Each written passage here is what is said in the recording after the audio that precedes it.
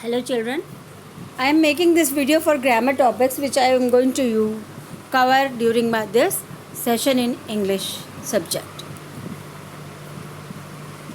The first topic is here, singular and plural nouns.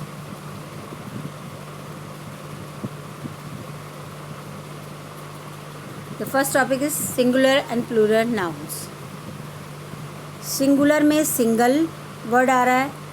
Single का मतलब होता है वन. तो अंडरस्टूड हो जाएगा बच्चों को कि वन एंड मैनी.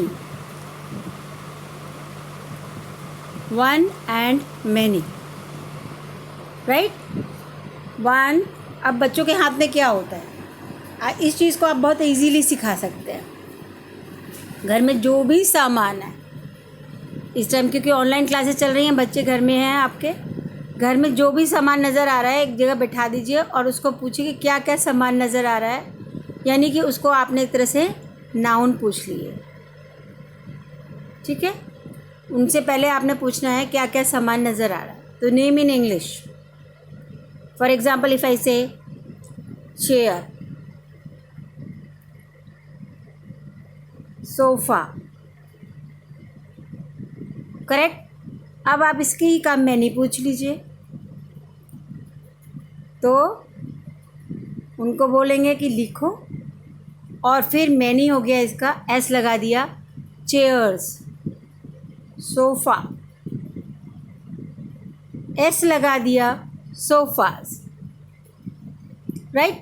अब उन्हीं से पूछते रहिए, इससे उनको मज़ा भी आएगा और आपको बताने में भी आसानी रहेगी, राइट. अब आप पूछिए. और किचन में जाइए, किचन में क्या क्या सामान होता है. जैसे किचन से लिया आपने नाइफ़. अब आपने देखा कि यहाँ पे जो स्पेलिंग है थोड़ी डिफरेंट आ गई. तो आप इस चीज़ पे उन पर फोकस करा सकते हैं कि जिसके लास्ट में ये वर्ड्स आते हैं, लेटर्स आते हैं, उनको VES करना पड़ता है अगर हम उनका प्लूरल बनाएं तो ये बनेगा KNIVES, यानी कि नाइव्स.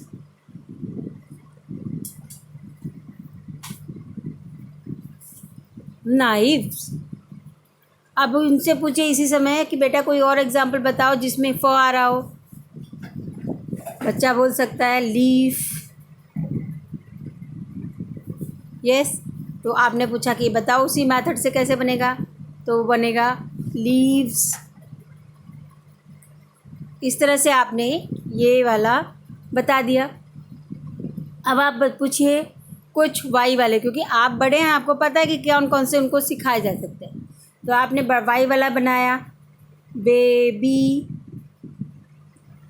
ठीक है. पूछा लास्ट में, अच्छा ये वाई है, ओके. तो आप इस समय उनको फोकस करा सकते हैं कि वाई वाले चेंज होंगे ऐसे. अब वाई आपका चेंज हो जाएगा IES, तो बन जाएगा बेबीज़. अब आप और कुछ पूछिए. स्टोरी.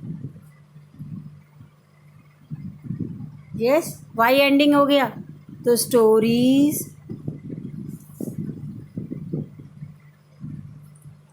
यस. इसी तरह आप उन्हीं से पूछेंगे वर्ड्स जिसमें वाई एंडिंग है और आप उससे उनको फोकस करा सकते हैं. तो इस तरह से आपने पहला टॉपिक कवर कर लिया, singular and plural nouns. I am telling you to make them speak in English at home also. Start with the words like whatever things they are seeing in the house, they should speak them in the English. And then they should start making small sentences like bring the glass, bring the water, like that. And focus on mainly things which are practical, visible to their eyes. Don't go for imagination. No. Let them understand from their visible sights. Next, auxiliary verbs. Now, next topic is auxiliary verbs. The first topic was one and many. I told you the steps you have to follow for that. Now second one is auxiliary verbs. Now what are the auxiliary verb? It is very easy. You can ask sentence. What is your name? The child will say, I am a boy. So just make them focus on this. What is this am here? Am is an auxiliary verb. Right? Now you ask, say, what is this? He will say, this is so and so. So what is this? This is an auxiliary verb. This is an auxiliary verb. और you can say auxiliary verb में verb एक तरह से क्रिया होती है और क्रिया को सपोर्ट करने वाले अंत वाले जो शब्द होते हैं उनको आप कह सकते हो ऑक्सिलरी वर्ब. जैसे हिंदी में आप लिखते हैं यह पेंसिल है, लास्ट में है लिखते हैं ना, अंत वाले सब वर्ड्स होते हैं. ये क्या है? इज. ठीक है. ये था, वॉज. ठीक है. हैं, था, थी, थे. These are चुका. These are auxiliary verb. What are they? Auxiliary verb. मतलब खुद क्रिया नहीं होते लेकिन क्रिया के सहायक होते हैं. राम जा रहा था. अब जब तक वो था नहीं बोलेंगे आपको क्या मतलब समझ में आएगा? राम जा रहा. आगे कुछ तो बोलो भाई. जा रहा है, जा रहा था, जाएगा. तो ये जो सपोर्ट करने वाले जो वर्ड्स होते हैं इन्हीं को हम ऑक्सिलरी वर्ब की तरह इस्तेमाल करते हैं या इनको हम ऑक्सिलरी वर्ब्स बोलते हैं. तो ये चीज़ फोकस कराने के लिए उन्हीं से सेंटेंस बोलते जाइए, वो बोलते जाएंगे. वहाँ पे एक एक वर्ड को पकड़ के उनको समझाते जाइए. These are the auxiliary verbs.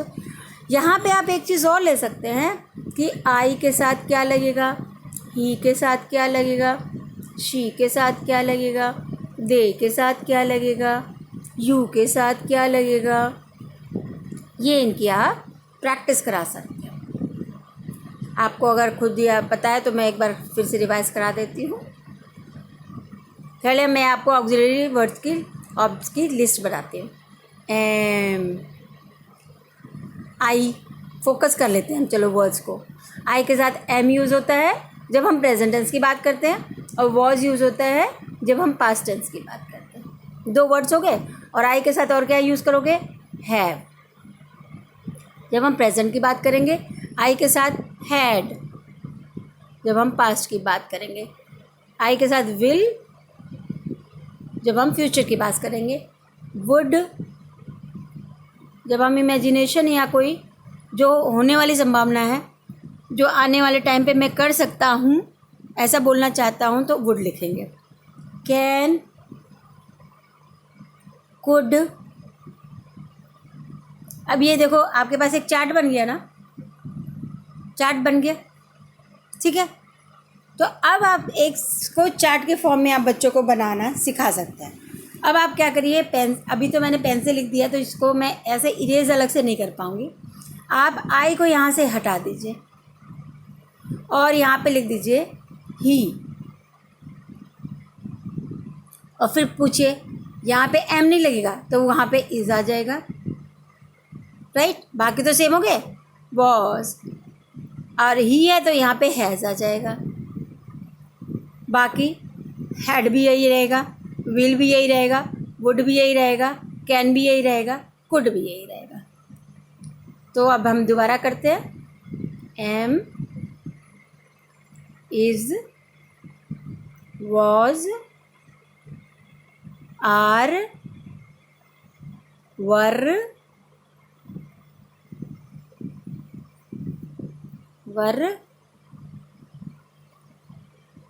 Has, have, had, will, would, can, could, may, मतलब ये जो मॉडल्स की फॉर्म में आते हैं, बट हम इनको इस समय यूज़ कर सकते हैं। ही लिया, ही से क्या क्या मैचिंग होगा वो बच्चों को बता सकते हैं आप।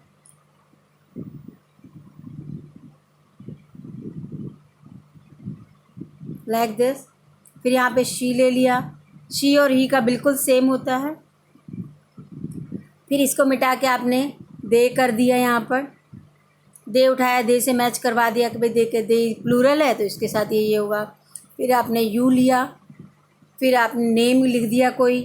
तो इस तरह से क्या होगा, अगर आप ये चीज़ स्लेट टाइप किसी चीज़ में, इरेज़र टाइप में करेंगे तो आप इजीली उनको समझा सकते हैं। तो आई होप कि as a teacher, as a parents आपको ये क्लियर हो गया होगा कि वर्ब्स, ऑक्सिलरी वर्ब का इंट्रोडक्शन आपने कैसे देना है। आप ध्यान दीजिए, इसमें हम दो चीज़ों को पकड़ रहे हैं, एक तो ऑक्सिलरी वर्ब है, यहाँ पे प्रोनाउंस को भी ले रहे हैं। तो प्रोनाउंस होते हैं, प्रोनाउंस क्या होते हैं, जो नाउन की जगह इस्तेमाल होते हैं। आई होप आप सबको एक बात की क्लियर होगा कि प्रोनाउन वो होते हैं जो नाउन की जगह इस्तेमाल होते हैं।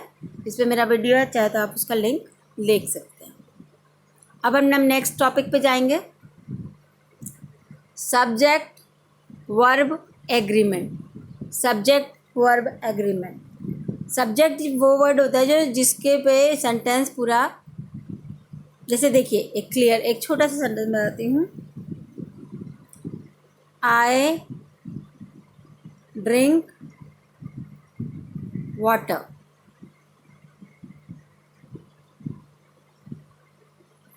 अब यहाँ पे हमारा जो सब्जेक्ट है वो ड्रिंक है, आई है। लेकिन अगर मैं इसको दूसरी तरह से बोलूँ, the water is drunk by me. इस केस में सब्जेक्ट बदल गया, वाटर, पहले वाटर आ गया, ठीक है। तो यहाँ पे सब्जेक्ट बदल गया। तो सेंटेंस में जो सब्जेक्ट होता है उस पर पहले फोकस करना पड़ता है।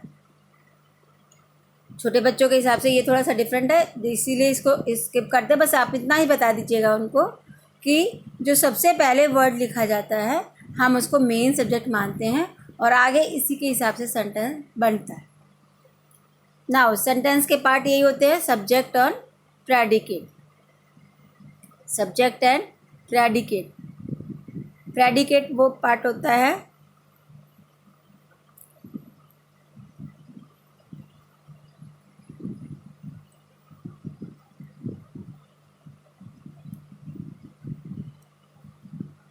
प्रेडिकेट वो पार्ट होता है जो उसके अलावा, like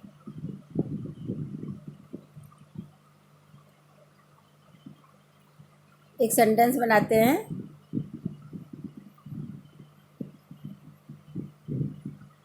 this dog is mine. तो दिस डॉग हो गया इसका सब्जेक्ट एंड इज माइन हो गया प्रेडिकेट। बस इतना बताना है छोटे बच्चों को, this is subject and this is predicate. Next,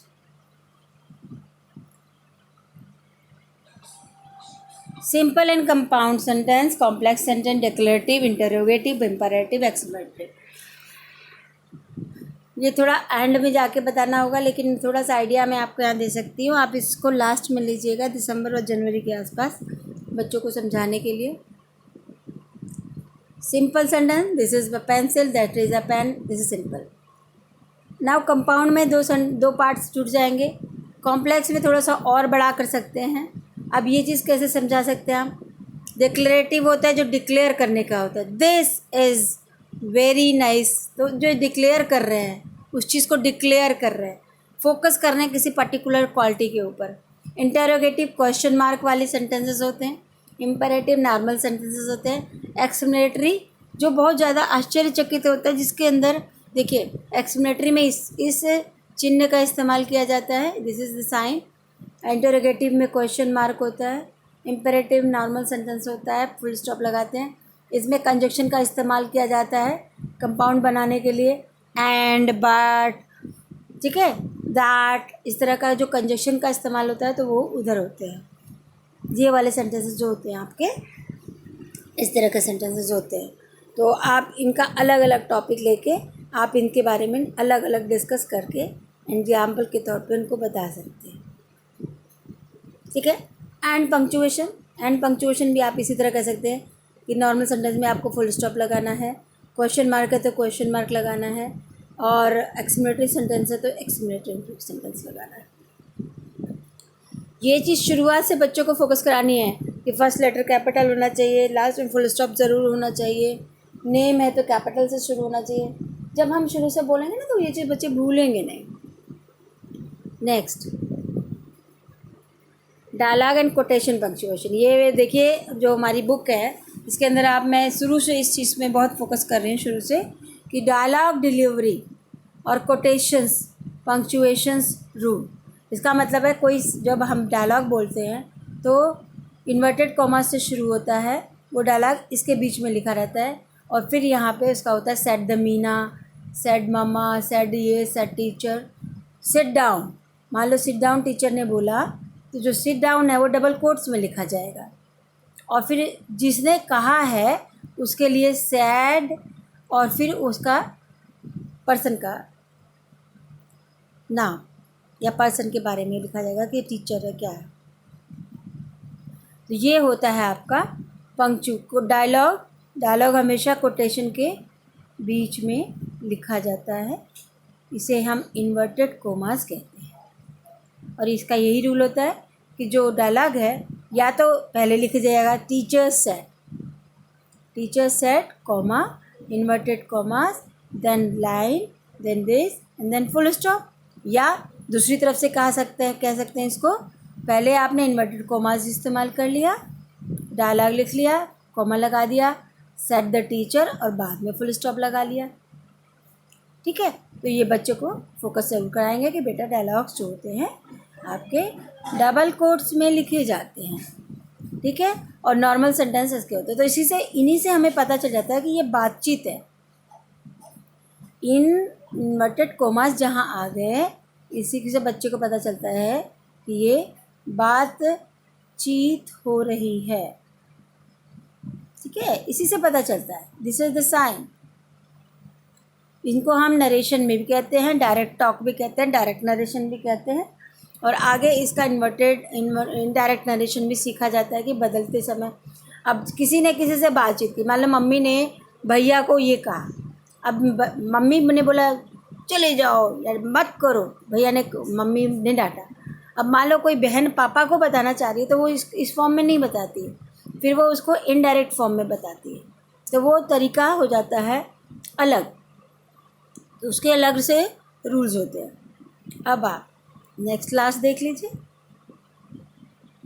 last है सिंपल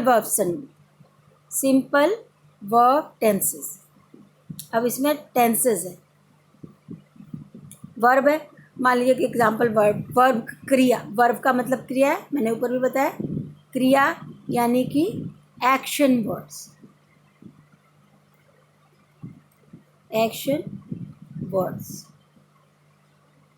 ठीक है। अब एक सिंपल कोई एक्शन वर्ड बता दीजिए, मान लीजिए रन, एक्शन है। ये तो हो गया नॉर्मल प्रेजेंट फॉर्म। इसका पास्ट का क्या होगा,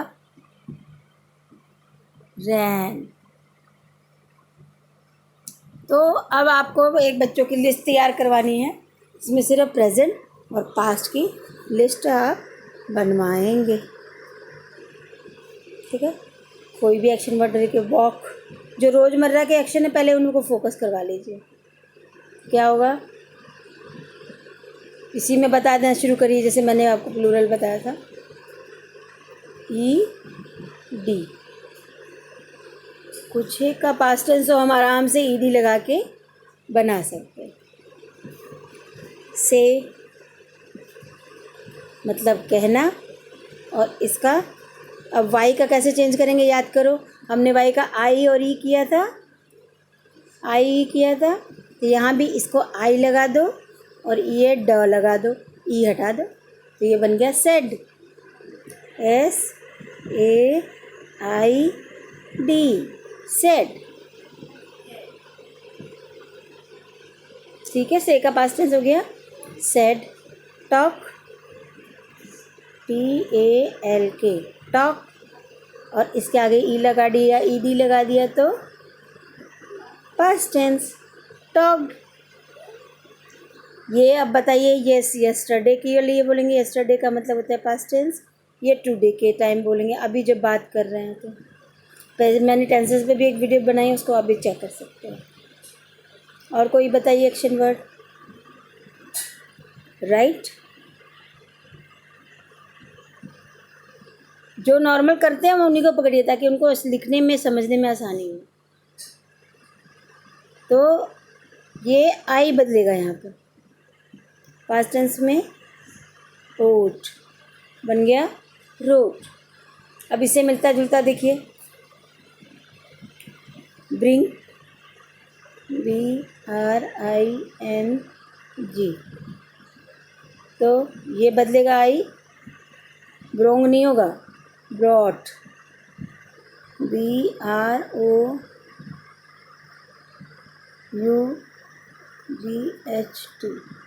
ब्रॉट। तो ये ऐसे बदलेगा, एक एक वर्ड को फोकस कराएंगे ना, छोटे बच्चे समझने शुरू हो जाते हैं। तो आई होप कि आपको इस वीडियो में ये एक ब्रीफ जो एक्सप्लेनेशन मैंने दी है, इससे आपको समझ में आ जाएगा कि बच्चों को कौन कौन से ग्रामर टॉपिक्स पे आपको फोकस करवाना है। कोई भी प्रॉब्लम हो तो आप मुझसे कमेंट करके इसके बारे में पूछ सकते हैं, और अगर आपको पसंद आया तो लाइक ज़रूर करिए। Thank you.